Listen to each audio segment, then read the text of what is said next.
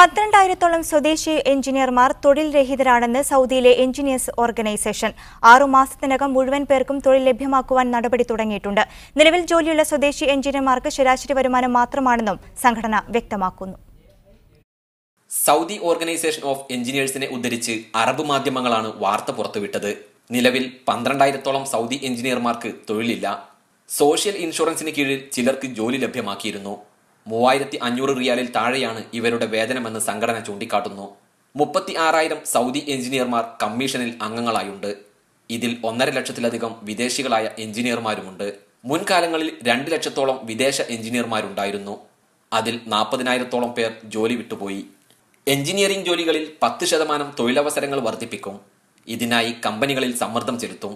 ഇതുവഴി അടുത്ത 6 മാസത്തിനകം തൊഴിൽ രഹിതരായ സൗദി എഞ്ചിനീയർമാർക്ക് തൊഴിൽ ലഭ്യമാക്കുകയാണ് ലക്ഷ്യം. Gafoor Kondotty, media 1, Jeddah.